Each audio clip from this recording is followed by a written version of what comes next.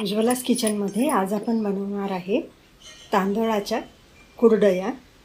तेही पीठ न दळून आणता घरच्या घरी अगदी सोप्या पद्धतीने कुरडया बनवणार आहे। त्यासाठी साधा तांदूळ घेतलेला आहे। तुम्ही रेशनचा तांदूळही यासाठी वापरू शकता।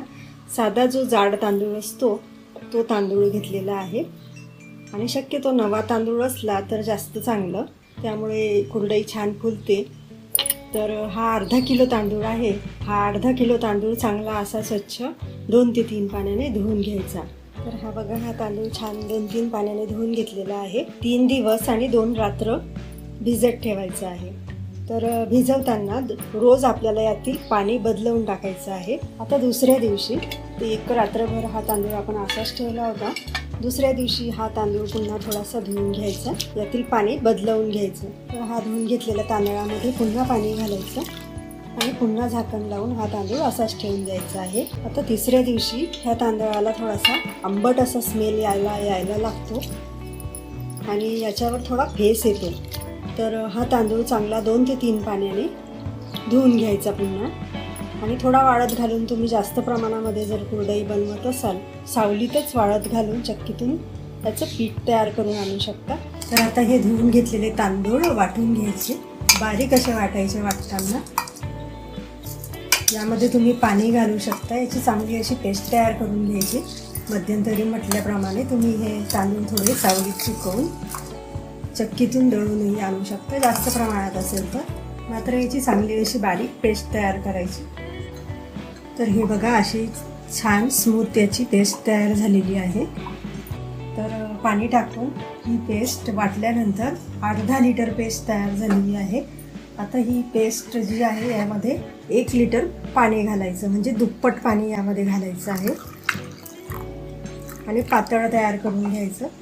आणि एखाद्या जाडबुडाच्या भांड्यामध्ये किंवा कुकरमध्ये तुम्ही हे शिजवू शकता। तर ही बघा, अशी पेस्ट ही तयार झालेली आहे।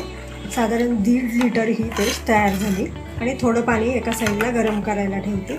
जर एखाद्या वेळेस कमी वगैरे पडलं तर आपल्याला पटकन यामध्ये टाकता येतं, कारण तांदळावरही अवलंबून असतो तो किती पटकन शिजतो किंवा नाही। त्यामुळे थोडं पाणी साईडला गरम करून ठेवा। तर आता ह्या पेस्टमध्ये चवीनुसार मीठ टाकायचं। मीठ जरा सांभाळूनच, खारट होतो, आणि हे मीठ चांगलं असं मिक्स करून घ्यायचं आणि गॅस ऑन करून डायरेक्ट गॅसवर ठेवायचं आहे। गॅसची फ्लेम कमी ठेवायची, सिम ठेवायची। तर आता हे शिजवताना मीडियम टू लो फ्लेमवरच शिजवायचं आहे। हाय फ्लेम ठेवू नका, नाहीतर ते करपून जाऊ शकतं, खाली तळाशी लागतं। सतत ढवळणं गरजेचं आहे। असं घट्ट व्हायला लागलं की मात्र भराभर आपल्याला त्याला घेरून घ्यायचं आहे। मध्ये थोडं पाणी कमी वाटतं आहे। पाणी यासाठी गरम करायला ठेवलेलं आहे। तर यात मी आता अर्धा ग्लास पाणी घालते, गरम करून घेतलेलं। चांगलं मिक्स करत राहायचं, ढवळत राहायचं। हे पीठ असं चकचकीत व्हायला पाहिजे।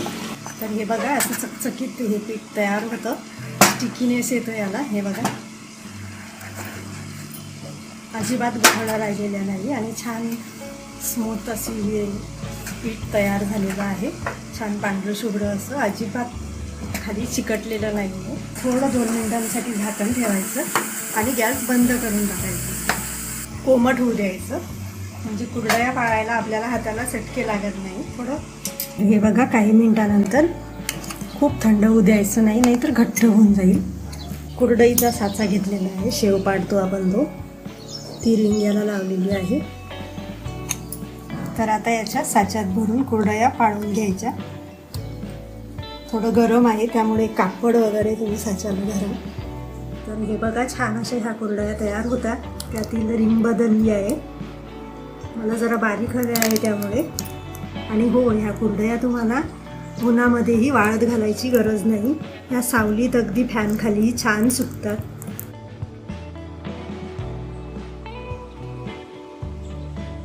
हे बारीक साच्यातून काढलेले आहे आणि ह्या जाड साच्यातून। तर आता आपण ह्या तळून घेऊ। बघा, किती फुललेली आहे ही कुरडई, अगदी एवढीशी होती पण खूप मोठी फुलते। त्यामध्ये पापड खार वगैरे काहीही आपण टाकलेला नाही, तरीही बघा